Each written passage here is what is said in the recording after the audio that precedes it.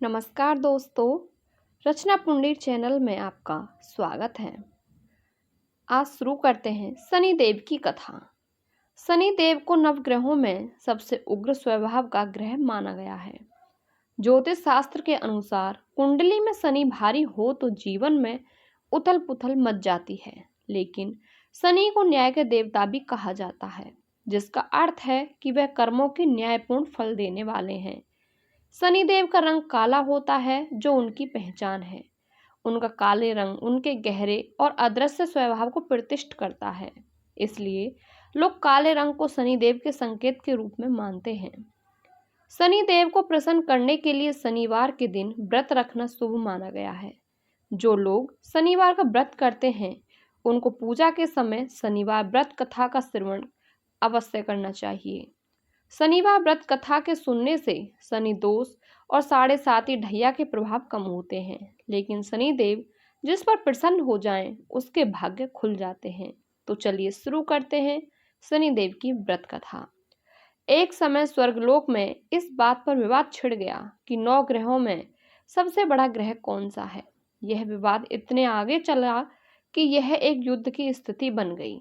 इस बात के निष्कर्ष पर पहुंचने के लिए सभी देवता देवराज इंद्र के पास पहुंच गए। उन्होंने कहा, हे देवराज, अब आप ही निर्णय करें कि हम सब में से बड़ा कौन है। देवताओं द्वारा पूछे गए सवाल से देवराज इंद्र उलझन में पड़ गए। इंद्रदेव ने कहा कि मैं इस प्रश्न का उत्तर नहीं दे सकता हूँ, मैं असमर्थ हूँ।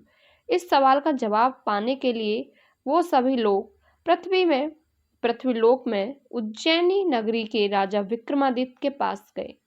राजा विक्रमादित्य के महल पहुंचकर सभी देवताओं ने प्रश्न किया। इस पर राजा विक्रमादित्य भी असमंजस में पड़ गए। वो सोच रहे थे कि सभी के पास अपनी अपनी शक्तियां हैं, जिसके चलते वो महान हैं। अगर किसी को छोटा या बड़ा कहा गया तो उन्हें क्रोध के कारण काफी हानि हो सकती है। इसी बीच राजा विक्रमादित्य को एक तरीका सूझा। उन्होंने 9 तरह की धातु बनवाई, जिसमें सोना, चांदी, कांसा, तांबा, सीसा, रांगा, जस्ता, अब्रक व लोहे के शामिल थे। राजा ने सभी धातुओं को एक एक आसन के पीछे रख दिया। इसके बाद उन्होंने सभी देवताओं को सिंहासन पर बैठने के लिए कहा। धातुओं के गुणों के अनुसार सभी आसनों को एक दूसरे के पीछे रखवाकर उन्होंने देवताओं को अपने अपने सिंहासन पर बैठने को कहा। जब सभी देवताओं ने अपना अपना आसन ग्रहण कर लिया, तब राजा विक्रमादित्य ने कहा, इस बात का निर्णय हो चुका है, जो सबसे पहले सिंहासन पर बैठा है वही बड़ा है। यह देखकर शनिदेव बहुत नाराज हुए। उन्होंने कहा, राजा विक्रमादित्य, यह मेरा अपमान है। तुमने मुझे सबसे पीछे बैठाया है, मैं तुम्हारा विनाश कर दूंगा। तुम मेरी शक्तियों को नहीं जानते हो। शनिदेव ने कहा, एक राशि पर सूर्य 1 महीने, चंद्रमा 2.25 महीने, मंगल 1.5 महीने, बुध और शुक्र 1 महीने, बृहस्पति 13 महीने रहते हैं, लेकिन मैं किसी भी राशि पर 7.5 वर्ष रहता हूँ। मैंने अपने प्रकोप से बड़े बड़े देवताओं को मेरे प्रकोप का सामना किया है। वो मेरा ही प्रकोप था कि राम को वन में जाकर रहना पड़ा था, क्योंकि उन पर 7.5 थी। रावण की मृत्यु भी इसी कारण हुई। अब तू भी मेरे प्रकोप से नहीं बच पाएगा। शनिदेव क्रोध में वहां से चले गए। वही बाकी के देवता खुशी खुशी वहां से चले गए। इसके बाद कुछ समय तक तो सब कुछ सही चलता रहा। राजा विक्रमादित्य पहले की तरह ही न्याय करते रहे। दिन ऐसे ही बीतते रहे, लेकिन शनिदेव अपना अपमान नहीं भूले। एक दिन शनिदेव बदला लेने के लिए घोड़े के व्यापारी के रूप में राज्य पहुंचे। जब राजा विक्रमादित्य को इस बात का पता चला, तो उन्होंने अपने अश्वपाल को कुछ घोड़े खरीदने के लिए भेजा। अश्वपाल लौट आया और राजा को बताया कि घोड़े बहुत कीमती हैं।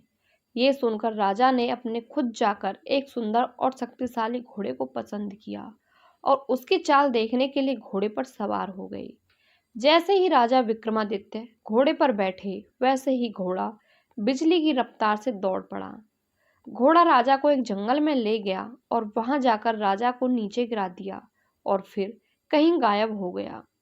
राज्य का रास्ता ढूंढने के लिए राजा जंगल में भटकने लगा, लेकिन उसे कोई रास्ता नहीं मिला। राजा जंगल में भटकता रहा, लेकिन रास्ता ही नहीं मिल रहा था।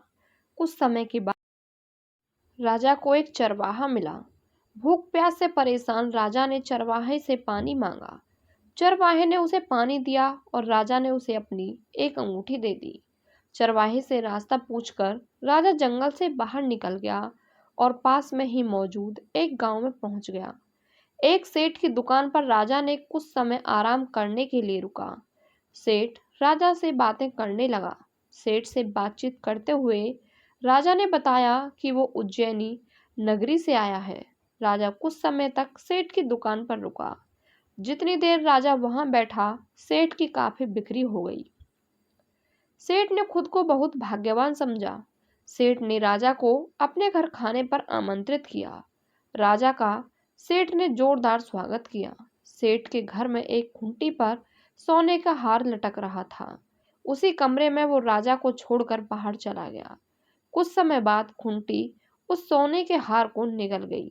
सेठ ने राजा से वापस आकर पूछा कि उसका हार कहाँ है।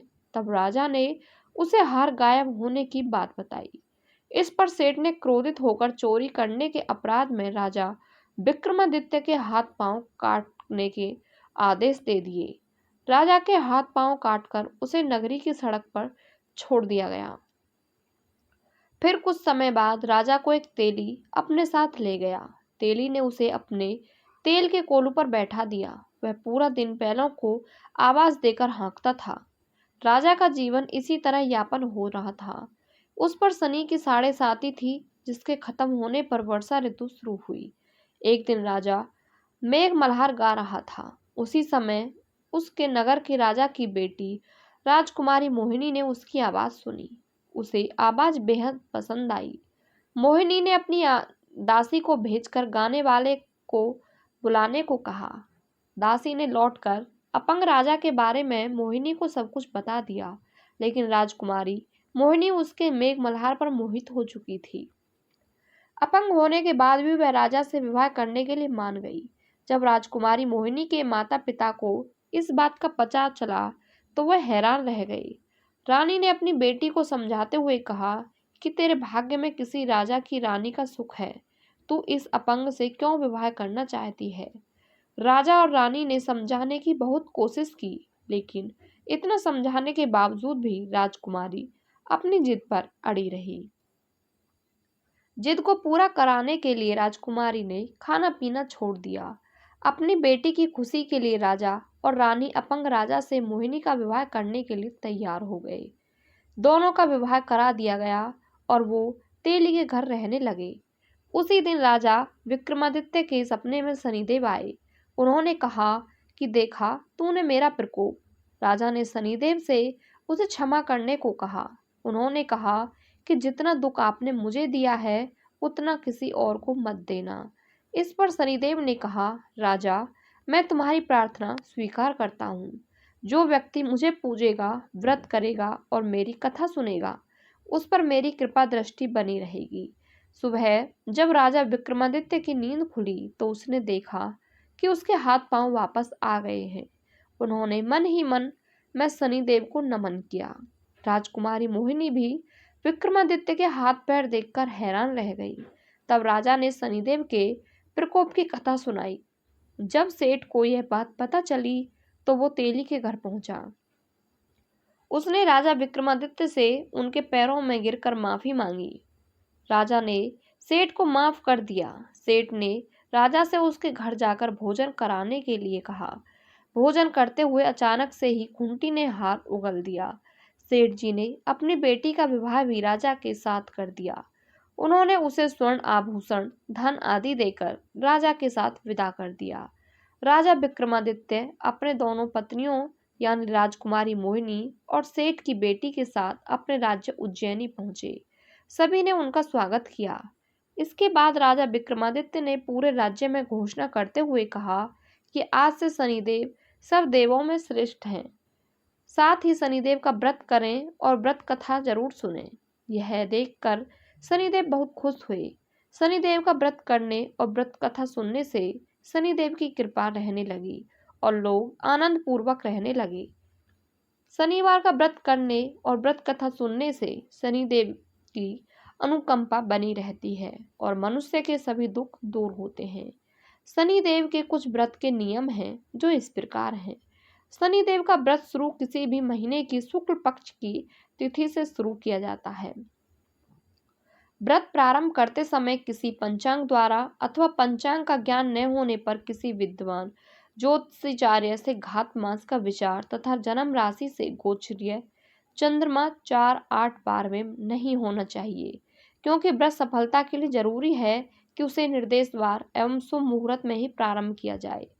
शनिवार का व्रत शनि प्रदोष से भी आरंभ किया जा सकता है। शनिदेव को काला तिल, तेल, काला वस्त्र, काली उदड़ अत्यंत प्रिय हैं। इनसे ही इनकी पूजा होती है। शनिवार के दिन सुबह जल्दी उठकर स्नान करें, स्वच्छ वस्त्र धारण करें। इसके बाद शनिदेव का ध्यान करें और पूजा एवं व्रत का संकल्प लें। शनिवार के दिन पीपल के पेड़ को जल अर्पित करें और शनि मंत्रों का जाप करें। काला तिल, सरसों का तेल, काला वस्त्र आदि शनिदेव को चढ़ाएं। तेल का दान करें। शनिवार को तेल का दान करना शनि देवता को प्रसन्न करने का एक प्रभावी तरीका है। आप तेल के एक छोटे बोतल को मंदिर में या शनि देवता के सामने रख सकते हैं और इसे दान कर सकते हैं। आप शनिदेव के व्रत रख सकते हैं जिसमें आपको शनिवार को 7 या 9 व्रत रखने होंगे। इस व्रत के दौरान आपको शनि देवता की पूजा करनी होगी, नियमित जाप करना होगा और सात्विक आहार लेना होगा। शनिवार व्रत में कथा सुने और शाम के समय शनिदेव की आरती उतारें। शनिवार के दिन शनिदेव की पूजा के पश्चात उनसे अपने अपराधों एवं जाने अनजाने में जो भी आपसे पाप कर्म हुआ हो उसके लिए क्षमा याचना करनी चाहिए। शनि महाराज की पूजा के पश्चात राहु और केतु की पूजा भी करनी चाहिए। इस दिन भक्तों को पीपल में जल देना चाहिए और पीपल में सूत्र बांधकर 7 बार परिक्रमा करनी चाहिए। शनिवार के दिन भक्तों को शनि महाराज के नाम से व्रत रखना चाहिए। आपको ये कहानी कैसी लगी हमें कमेंट करके अवश्य बताएं और यदि आप हमारे चैनल पर नए हैं तो चैनल को सब्सक्राइब करके बेल आइकन अवश्य प्रेस करें। मिलते हैं आपसे अगली कहानी में। आपका बहुत बहुत धन्यवाद।